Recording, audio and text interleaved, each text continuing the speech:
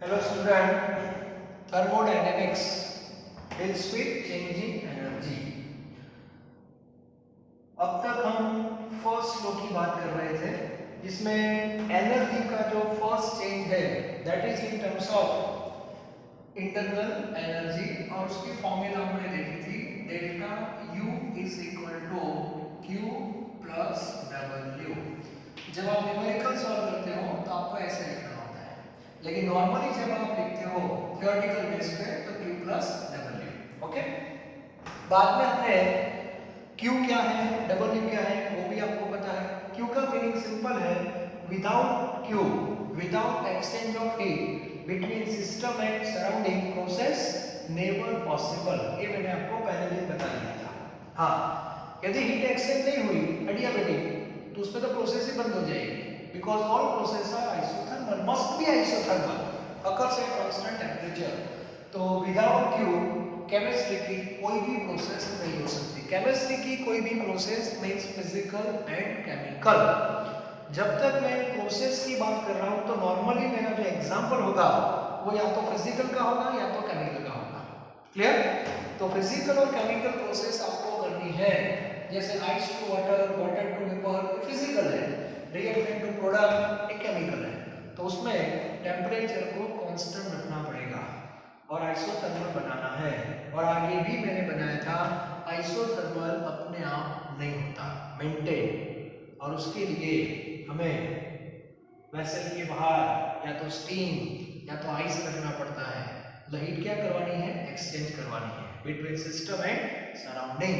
मतलब क्यू क्या है वो आपका क्लियर है। यदि बाहर से हीट सिस्टम में आ रही है तो वो प्लस क्यू हो जाएगा, अंदर की हीट बाहर जा रही है तो वो माइनस क्यू हो जाएगा। क्लियर? ओके। बाद में वर्क जो है उसमें मैंने बताया था तीन टाइप के वर्क हमें पढ़ने होते हैं, तीन कैटेगरी है वर्क की। पहली कैटेगरी जो एग्जांपल में लिया था वो गैस का, पिस्टन वाला जो एग्जांपल है वो पहली कैटेगरी थी फ्री एक्सपांशन। फ्री एक्सपांशन का मीनिंग होता है पिस्टन है ही नहीं, मतलब गैस का अपने आप एक्सपांशन हो रहा है spontaneous towards vacuum. Free expansion का मीनिंग होता है वैक्यूम में उसका एक्सपांशन हो रहा है। In means P external that is zero, क्योंकि वैक्यूम का तो प्रेशर है ही नहीं। वैक्यूम का मीनिंग क्या होता है, pressure zero, almost zero, tends to zero. तो उस केस में जो हमारी फॉर्मूला थी, कौन सी formula, W is equal to original formula में minus P external delta V। तो इसमें ये जीरो हो जाएगा तो फाइनली ये टर्म भी जीरो हो जाएगा, और डबल भी जीरो हो जाएगा तो Q भी जीरो हो जाता है, ये भी मैंने आपको बताया था। और Q zero, double zero, delta U भी जीरो है। वो प्री एक्सपांशन वाला केस था। दूसरा वर्क का केस था हमारा आइसोथर्मल रिवर्सिबल, सॉरी इरिवर्सिबल। उसमें ये फॉर्मूला, उसमें P एक्सटर्नल जीरो नहीं, डेल्टा V भी आपको मिलेगा, तो वो इरिवर्सिबल का वर्क है। और लास्ट था हमारा रिवर्सिबल का वर्क, उसमें फॉर्मूला थी minus 2.303 nRT log V2 by V1। Clear? तो यहाँ तक हम पहुंचे। चलो, आज मैं एक इंपॉर्टेंट पॉइंट पे आपको फोकस कर रहा हूँ। तो एक मेन पॉइंट है, ऐसा नोट आपको लिखना है, ठीक है? ऐसा note, delta U is equal to Q plus W है। Okay, good. Now delta U is equal to Q, W means P external delta V। ये जनरल फॉर्मूला वर्क की आपको पता है, ये लिखनी है। बाद में यहाँ पे मैं स्पेशल केस ले रहा हूँ। In case of isochoric process, in case of isochoric process, isochoric special process है in which volume of the system remains constant. Isochoric में V क्या रहता है, constant.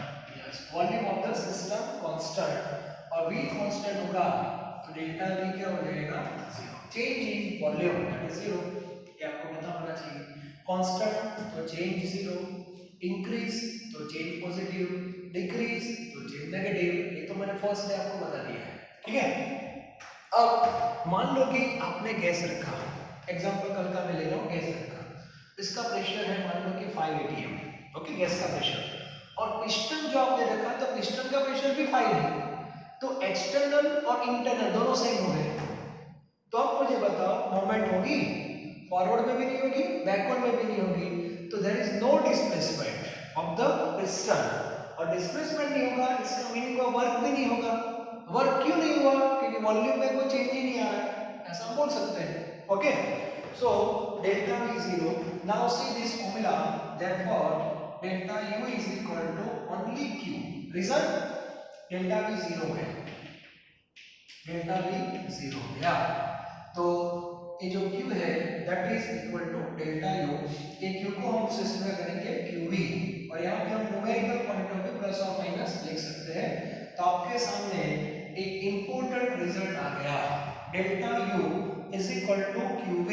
It means in case of isochoric process, particular in case of isochoric process, whatever heat exchange between system and surrounding is known as changing internal energy. Okay, तो इतना आप note में पहले लिख दो, शायद जो मैंने नोट्स दिए उसमें शायद ना हो तो आप एक पॉइंट ऐड कर देना।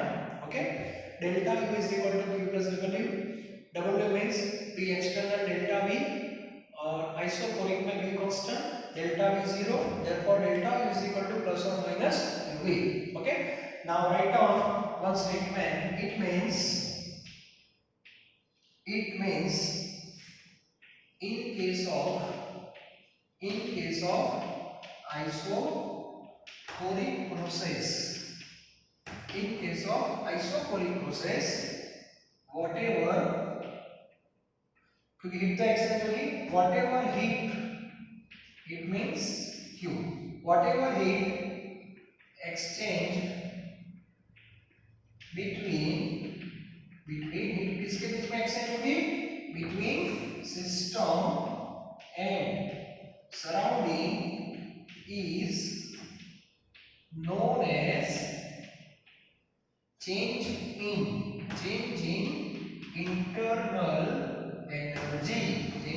internal energy, and this statement is very important.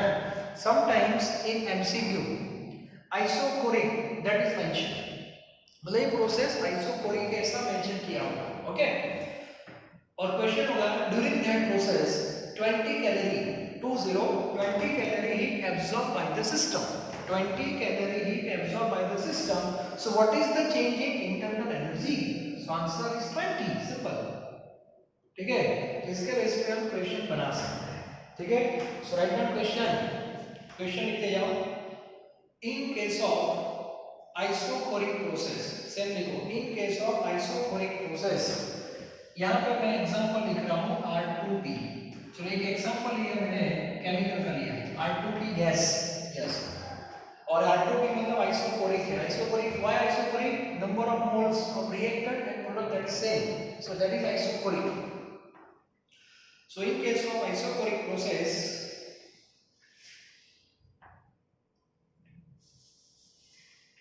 20 joule heat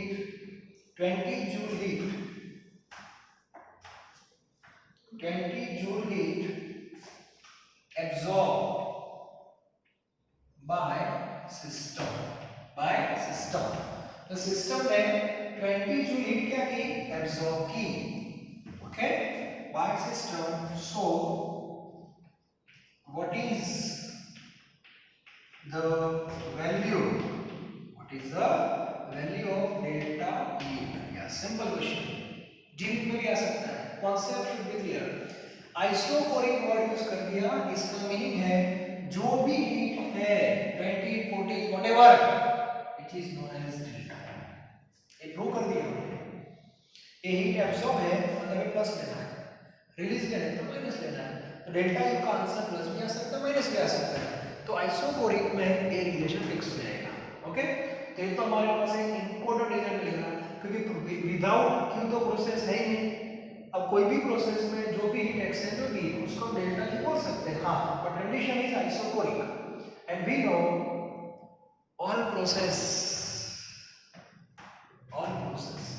may be isochoric, may not be. Isochoric हो भी सकती है, नहीं भी हो सकती। ठीक है, हो सकती है, तब तो आपको आंसर मिल गया डेल्टा यू का। ओके, अब आइसोकोरिक नहीं है तो क्या करोगे? एक्चुअली हमें क्या करना है, ये जो हीट है ना, हीट बेसिकली हमने हीट वर्ड है उसको चेंजिंग एनर्जी में कन्वर्ट करना है। हीट को चेंजिंग एनर्जी में कन्वर्ट करना है किसी भी तरह। और आपके पास डेल्टा यू है, डेल्टा एच है, डेल्टा एस है और डेल्टा जी है। तो हीट को हम डेल्टा एस बोल सकते हैं, but in specific condition isochoric, ठीक है। तो आइसोकोरिक जो है वो जनरल प्रोसेस नहीं है, क्योंकि आइसोकोरिक तो हो भी सकता है, नहीं भी हो सकता। और फिजिकल तो मैंने पहले ही बताया, फिजिकल प्रोसेस नेवर आइसोकोरिक, क्योंकि फिजिकल में तो वॉल्यूम चेंज होता है, तो फिजिकल में तो आइसोकोरिक ले नहीं सकते। ओके, और केमिकल में भी स्पेशल रिएक्शन होते हैं, like RTP, that number of moles of reactant and number of moles of product are same, then you can say isochoric. और केमिस्ट्री में ऐसा रूल तो है नहीं कि प्रोडक्ट और रिएक्टेंट में मोल सेम हो। तो अभी कुछ इंफॉर्मेशन बाकी है। तो आज मैं आपको एक ऐसा चेंज बताने वाला हूं, delta H, that is general. आज हम प्रूव करने जा रहे हैं कि केमिस्ट्री की कोई भी प्रोसेस, फिजिकल, केमिकल, व्हाटएवर, उसमें जो भी हीट एक्सचेंज होगी उसको क्या बोलेंगे? Delta H. आज प्रूव कर देंगे चेंज इन एंथैल्पी। और मैंने फर्स्ट स्टेप को बता दिया था, आइसोबारिक। केमिस्ट्री की कोई भी प्रोसेस आप ले लो वो आइसोबारिक होती है। आइसोबारिक का मीनिंग होता है it occurs at constant pressure. तो कांस्टेंट प्रेशर पे एनर्जी का एक फॉर्म हम आइडेंटिफाई करने जा रहे हैं and that is called enthalpy. Okay, तो आज से हम सेकंड चेंज पढ़ने जा रहे हैं, that is changing enthalpy. Delta U आपका हो गया, ओके, डेल्टा यू पूरा हो गया। और डेल्टा यू और क्यू ये दोनों सेम हो सकते हैं, वो भी मैंने बता दिया, लेकिन पर्टिकुलर कंडीशन में, नॉट इन जनरल। ओके, आज मैं बात करने वाला हूं जनरल केस की बात करेंगे, ठीक है। चलो, तो सब लोग रेडी हो जाओ। दूसरा एनर्जी का एक फॉर्म आज पढ़ना है, वो भी बहुत सिंपल है, that is enthalpy. Mathematical form और कुछ नहीं है। So second form of energy that is enthalpy. Enthalpy का सिंबल है H। Enthalpy and first law, ऐसा मैं टाइटल दे रहा हूं क्योंकि सब फर्स्ट लॉ से रिलेटेड है। चलो, सबसे पहले what is the meaning of enthalpy H? So mathematically enthalpy वो एनर्जी का एक फॉर्म ही है।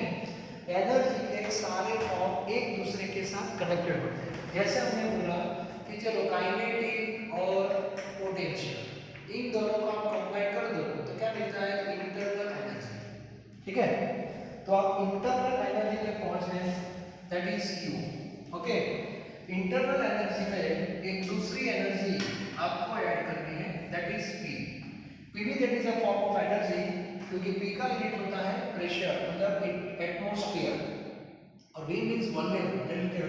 सो atmosphere into litre, that is the unit of energy. तो A भी एक वन टाइप ऑफ एनर्जी है, और ये एनर्जी को नॉर्मली बोलते हैं वर्क एनर्जी। याद रखना, इसको क्या बोलते हैं? Work energy. Yes, PV type work physics में ऐसे बोलते हैं। So internal sum of the internal energy and work energy is known as enthalpy. तो सबसे पहले एंथैल्पी कौन सी दो एनर्जी का एडिशन है, पहले आपको पता होना चाहिए। ओके, तो वन बाय वन हम सब कुछ ऐड कर रहे हैं। काइनेटिक और पोटेंशियल को जब आप कंबाइन करते हो, that is internal energy. Internal में वर्क एनर्जी ऐड कर दो, दैट इज एंथैल्पी।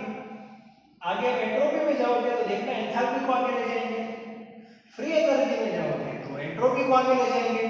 तो एनर्जी के सारे फॉर्म से चेन में है, तो हमें इंडिविजुअल भी पढ़ना है और सबको जोड़ना भी है।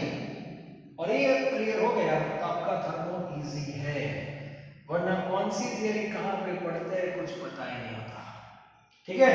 अगर आपकी नौबत नहीं आएगी, टेंशन मत लो, आपका थर्मो परफेक्ट मैं करवाऊंगा। Clear? Don't worry, be happy. So H is equal to U plus PV, ये पहले रिलेशन निकाला। ओके, अब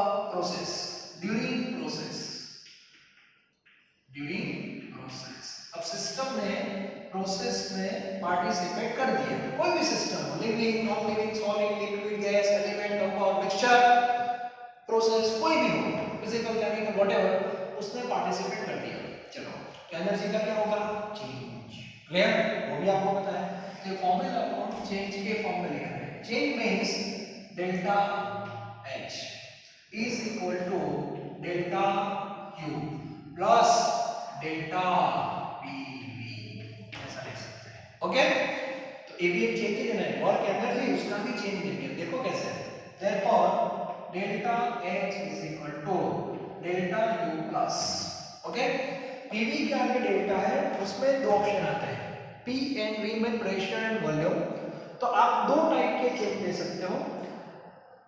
At constant pressure you can measure change in volume. At constant pressure, pressure constant, and you can measure change in volume. Another option, at constant volume, yes, at constant volume of the system you can measure change in pressure. ऐसे दो information है। Okay, अब chemistry की बात करते हैं। हम यहाँ जो पढ़ रहे हैं in chemistry, okay, P external remain constant। आपको पता होना चाहिए केमिस्ट्री में हम कौन सा चेंज पढ़ते हैं जिसमें वो पिस्टन वाला जो प्रेशर है that remains constant. Okay, P external remains constant. और इस बेस पे मैंने बताया था कि केमिस्ट्री की जो प्रोसेस है ऑल आर आइसोबैरिक, फिजिकल हो या केमिकल कोई भी ले लो। मान लो कि यहाँ पे मैंने आइस रखा, आइस टू वाटर, तो ये जो कन्वर्जन है उसमें एटमॉस्फेरिक प्रेशर तो 180 ही होगा। फिजिकल केमिकल कोई भी आप ले लो, एक्सटर्नल प्रेशर ऑलवेज कांस्टेंट। तो केमिस्ट्री में हम P एक्सटर्नल कांस्टेंट ही लेते हैं क्योंकि केमिस्ट्री में ऑल प्रोसेस आर आइसोबैरिक। अब मुझे बताओ P एक्सटर्नल कांस्टेंट है तो चेंज इन प्रेशर तो जीरो हो जाएगा, तो ए टर्म जीरो हो जाएगा। Clear? So therefore delta H is equal to delta U plus P delta B। Clear? So this is important relation to find out delta H as well as important relation between delta H and delta U। Clear? तो इसके base पे numerical भी आ सकते हैं। तो exam में delta U दिया है तो डेल्टा H फाइंड करना है, डेल्टा H दिया है तो डेल्टा U फाइंड करना है, देख सकते हो। Okay sir, P delta V, P मतलब वो पिस्टन वाला pressure external, delta V change in volume. Clear? इस बेस पे हम डेल्टा H फाइंड कर सकते हैं if you know delta E। Clear? दूसरी बात इसमें मैं ऐड कर देता हूं, इसमें आगे इन केस ऑफ, ये जनरल है, okay, in case of isochoric, in case of isochoric मतलब स्पेशल केस ले रहा हूं बीच बीच में। आइसोकोरिक, आइसोकोरिक में V क्या होगा? V तो कांस्टेंट होता है, V कांस्टेंट तो डेल्टा V तो जीरो हो जाएगा, तो ए टर्म भी जीरो हो जाएगा। क्लियर? तो प्रूफ क्या हो जाएगा? Delta H is equal to delta U। Yes, तो इसका मीनिंग हुआ आइसोकोरिक प्रोसेस में डेल्टा H और डेल्टा U दोनों की वैल्यू सेम होगी। पर पर्टिकुलर फॉर आइसोकोरिक याद रखना, जनरल फॉर्मूला ये जनरल फॉर्मूला। क्लियर? चलो अब मैं एक इंपॉर्टेंट रिजल्ट डिराइव करने जा रहा हूं। इंपॉर्टेंट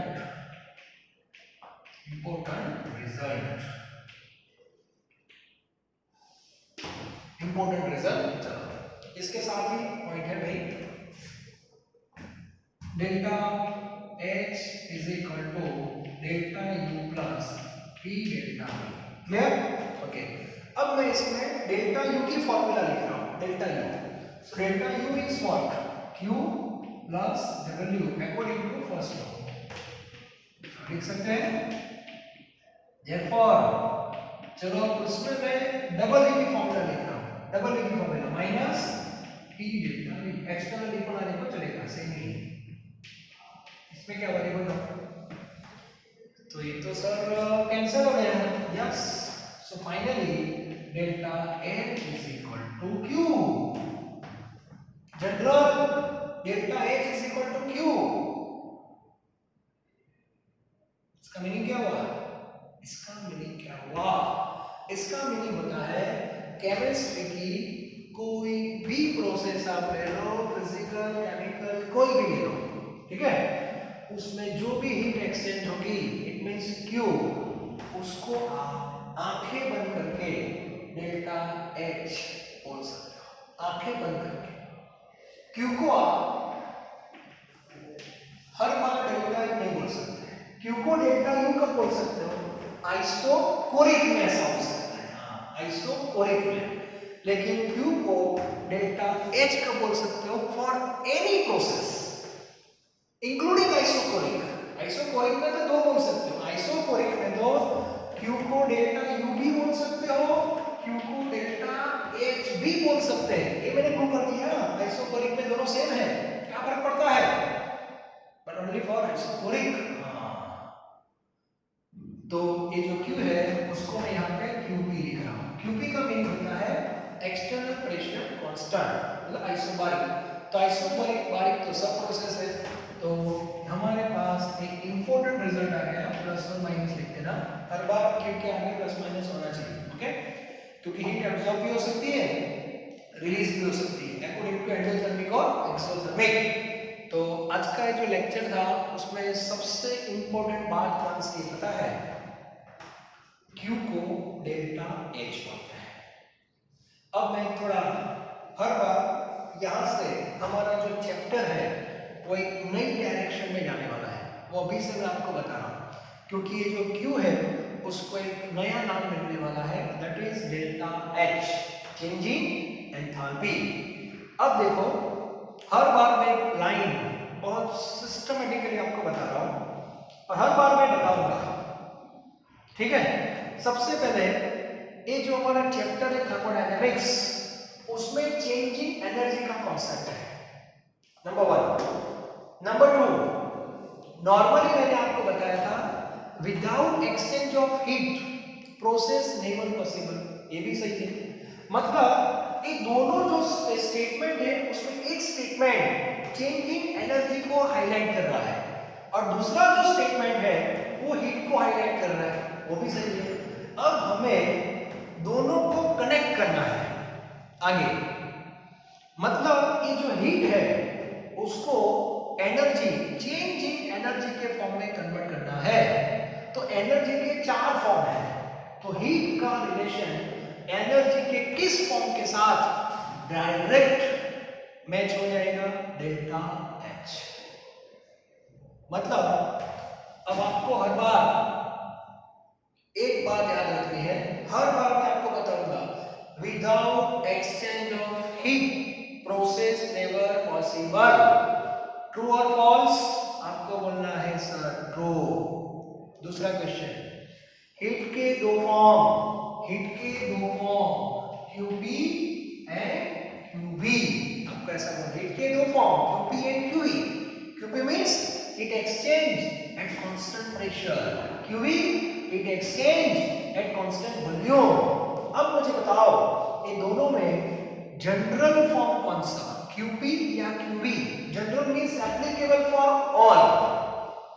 एक बात याद रखना, आइसोकोरिक जो है उसको आइसोबारिक बोल सकते हो, लेकिन आइसोबारिक को आइसोकोरिक नहीं बोल सकते।